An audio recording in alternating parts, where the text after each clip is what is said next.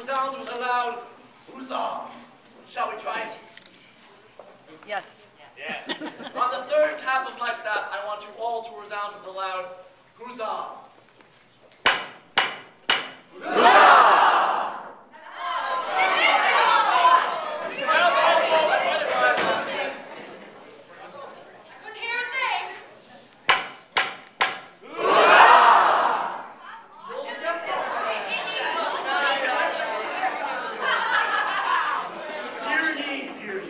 Welcome to our annual Olde English Feast, a tradition that has gone on here at Jefferson HS for nearly 3 decades. It is now the year 1611, and we are all getting ready to welcome 1612 in a few short weeks. My name is John Trumbull, Order Beefeater, and sort of master of ceremonies of the feast. It will be my duty to keep you folk of the realm aware of the many intrigues and rumors that float around the castle.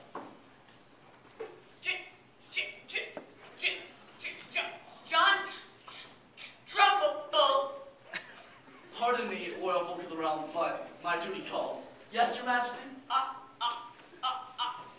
see you have begun your annual tradition of introducing the royal court to the humble folk of the realm. Yes, your majesty. Be sure to give them all of the facts. Do not embellish anything. Your Majesty, I embellish the truth. Yes. Do not speak with the usual flair for the dramatic. As you wish, your Majesty. Ladies and gentles, may I introduce to you King Edward of Jefferson HS. King Edward is new to the throne, having only had his coronation a few months ago. He ascended to the throne following the death of his father, King Henry, who died of anorexia. It seems that King Edward very much had his father's genes. Why? I saw him wearing his father's jeans just last week. Same penciled-in legs, very scary indeed. And the saddest part of it all, not that he can help much, is that King Edward has a right nasty speech impediment, a stammer. John Trumbull, what is that you're saying? Only the truth, my queen, as my lord has demanded it. My son has much to learn about diplomacy, I'm afraid. Ladies and gentles, may I introduce to you Queen Madeline. Queen Madeline is a widow of our late King Henry, and therefore holds no real power at court. Her role is strictly ceremonial. Her real duty is to aid Edward in his finding the perfect princess to be his bride. Hopefully, by next feast, we may see an heir. Seated next to the Queen is his Lordship, the Archbishop of Canterbury. Since the beginning of our feasting tradition, the Archbishop has always been a corrupt cleric, more interested in gold and silver than in the forgiveness of sins. But, with the passing of the old Archbishop during the past year, we have gained a new, more enlightened head of the Church. A Yuletide blessing on all ye. And remember, leave an extra buffer of your kindness at the poor box at the cathedral. Sorry. And don't you believe him, folk of the realm. He may have an angelic face and an even temperament, but he is just as likely to take the money out of the poor box and spend it on himself. And there you have it, folk of the realm, for here is Lady Catherine of Aragon, a noble shrew. Lady Catherine has been married 5 times, and has rid herself of each of these 5 husbands in a variety of mysterious ways. Some say that she poisoned them, but others swear a different truth. One thing is certain, she is not to be trifled with. A pox on me, John Trumbull. You see? I tell the truth and she curses me. John Trumbull? Why is it the Lady Catherine who's always the center of attention? Well, why do you skip over me for her? I'm a princess, am I not? Princess Mary, are you asking me if you're a princess? What? It's a rhetorical question, silly. I'm simply stating that, as a princess, I should command more attention than that which is given to me. And to please one of that vampire Lady Catherine. Blow it out your blunderbuss, Princess Mary. You can't speak like that, Catherine. I could have you whipped. Or beheaded. You know,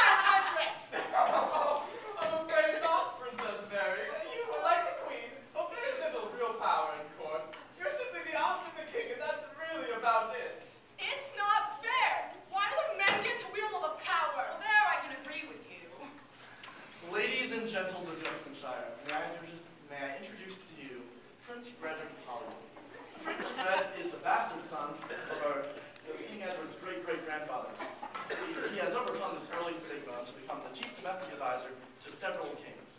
Prince Fred is married to Me, Lady Elaine. Us the longest and most successful marriage here at court. We are most successful at birthing children, none of whom are bastards. Not yet, at least. We have tied the record set by the village undertaker and his wife, Mr. Digger, and have even bested the title held by that Italian troller, Octo. Lady Elaine, you haven't heard. Mr. Digger is having another child. His 20th child.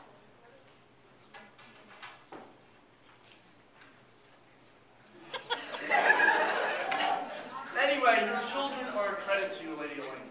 And speaking of unusual mothers, here we have Sister Chastity, who, once upon a time, or once upon a mattress, conceived and then gave birth to the hapless Prince Fred. I cannot tell a lie, John Trumbull. The devil made me do it. That, of course, is a subject of constant debate, even to this very day. However, it must be said that Sister Chastity contends that she opened up her abbey to all forms of wayward, expectant mothers from all around the kingdom. I simply want to ensure that the same fate does not await these poor creatures. Amen to that, dear sister. That sound indicates that our good monk, Brother Sebastian, is finally awakening from his drunken stupor. Sebastian is really beside himself these days. What? There's two of me? No, you saw, it's a figure of speech. Sebastian works for the Archbishop, and since the new Archbishop is in charge, his windfall profits in the indulgence market have soon dried up, but he still seems to turn quite a profit in his distilling of brandies and wines. Aye, and 'tis a good thing they are. Here's the king's cousin from Scotland, Lady Martha Stewart. Lady Martha is perhaps the most hated woman at court. She has been in prison, which is nothing new for any member of the Stewart clan, but she was in there for trying to fix the mercantile exchange to her own benefit. She also runs a rather profitable home decor business. If the king would allow it, I can have her lash or turn her back. This chap is Lord Nottingham Taylor. But he feels that his first name is a throwback to previous lords, especially that Sheriff of Nottingham fellow. So he prefers to be called only by his first initial. Lord N. Taylor is Shire Constable, and because of that, he is also master of all the instruments of torture. What say you, my lord? Would you care to try my new Iron Maiden, John Trumbull? Iron Maiden? That's one of my favorite heavy metal bands. Heavy metal? Hemorrhoids, what other places are you talking about? They're bands that play instruments made of cast iron. Get it? Heavy metal. Yes, I see. Ladies and gentles, here is Hemorrhoid, the jester, a royal king of Rutlands. It is said that Hemorrhoid is also of questionable parentage, but unlike Prince Fred, he grew up in very humble circumstances. But, miracle of miracles, he still managed to become the first prime minister of the realm, and has done so very successfully, being re-elected several times. And who says there are no fools in public office? Well, I know I never said that. Next we have Merlin, the wizard, and Morgana Le Fay, his wife. I thought you were going to forget me, Trumbull. Forget you, Merlin? How could I? I have a very good memory, unlike you, who can't even seem to remember even the simplest of incantations. That is true, no doubt, John, but beware, because in his bumbling and ineptitude, Merlin just might zap you into another time period and dimension. And then where would you be, huh? Somehow I have a feeling we shall all see a demonstration of Merlin's mystical powers before the end of the evening. Now, you may have noticed that one of our knights has his eye on the food on the table before you. This is the loin of beef, the Shire's blood.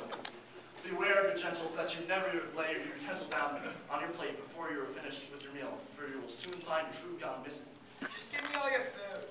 That is true, I'm afraid. My good husband knows no bond with insatiable appetite. This is Lady Gwendolyn, wife of Sir Lorne. Oh, shut up. Yes, ladies, but it will be Lady Gwendolyn, many years hence, who will write one of the first published books by a woman. Lady Gwendolyn's Guide to Proper Table Manners, who will be a bestseller. Look, here we have two of the knights of the realm. First we have Cirrhosis of Liverpool.